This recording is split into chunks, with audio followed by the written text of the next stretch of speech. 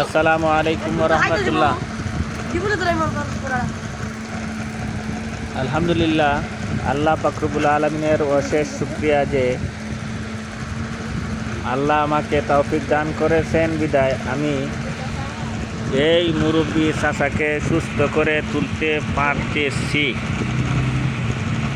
এই মুরব্বী চাচা ঢাকাতে ছিলেন, উনি ঢাকাতে থাকতেন। তো প্রায় 3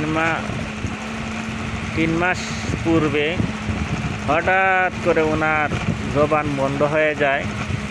উনি অনেক কবিরাজ, অনেক ডাক্তার দেখিয়েছেন, কিন্তু কোনো লাভ হয়নি। তো শেষ পর্যন্ত উনি 15 দিন আগে উনি আমার দ্বারা আইছিলেন। ওনার ফ্যামিলি আমার কাছে নিয়ে আসে। আসার পরে ওনার কোনো কথাই করতে পারতেন না। তো ভাই দেখেন, ওনার চিকিৎসা হয়তো সপ্তাহ দিন হয়েছে ওনার চিকিৎসা চালাচ্ছি। তো ওনার জবান কতটুকু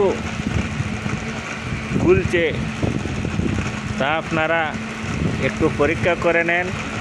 চাচা, আপনি কিছু বলেন।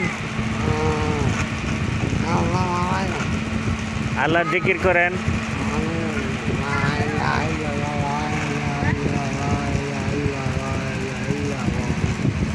তো ভাই এখন যেতটুকু বোঝা যাচ্ছে ততটুকু বোঝা যাইতো না আজ থেকে 15 দিন আগে।